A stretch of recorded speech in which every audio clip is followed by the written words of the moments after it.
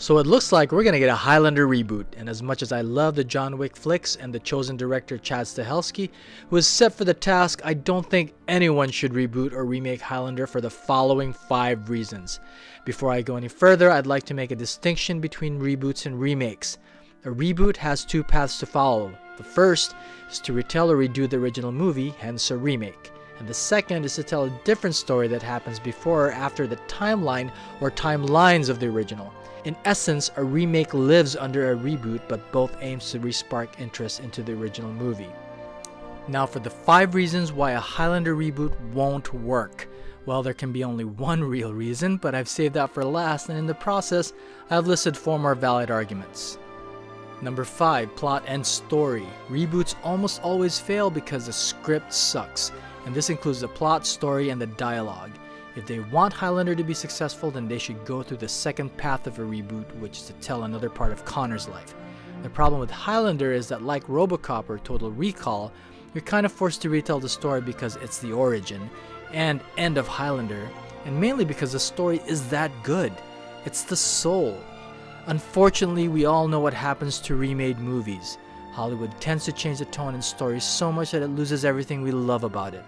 Think of Point Break and Ghostbusters. Number 4, characters. If acted well, the actor actually becomes a character.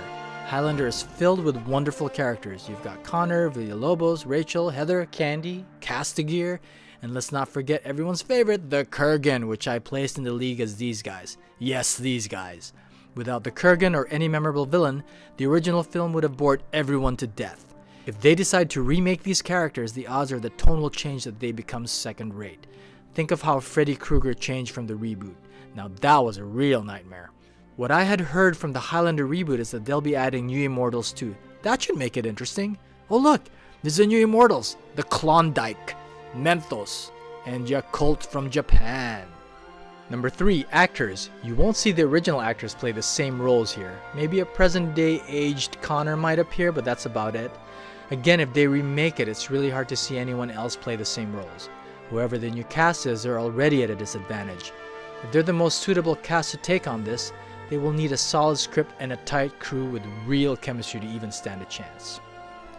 Number 2, emotional impact. When you've executed or edited all the elements of the movie, that is the plot, story, characters, actors, sound, cinematography, and production design, what does the end product give you? A movie, no doubt, but what does the audience take home with them after? That's what really matters.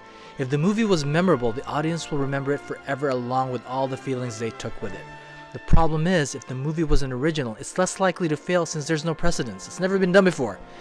Attempting to recapture the original Highlander's impact similar to its then viewers is highly improbable. And finally, number 1. There can be only one. Queen. How can they possibly recreate the emotion of Freddie Mercury's voice and the mood of Queen's tunes and lyrics that just mind-melded with the scenes? It just cannot be redone. Highlander is a wonderfully crafted movie having an excellent story with beautiful, I mean beautiful visuals and cinematography. Adding Queen on top of that made it a masterpiece. Let's also not forget Michael Kamen's musical scores in the movie that supplements Queen's soundtrack. Another way to view this is just think of a Star Wars original trilogy remake without using the opening theme, the Imperial March, or binary sunset scores. That's pretty hard to imagine. And there you have it, the top 5 reasons. You can also read the full article at our website, which I've listed below. In closing, I'll be posting a short 3-part video on what if they decide to use Queen covers for the remake just to see how that might work out. I don't know the answer to that, but it's going to be near impossible to redo the first Highlander without Queen. Well, because, you know, the Queen is dead, but it lives forever. And hey, it's a kind of magic.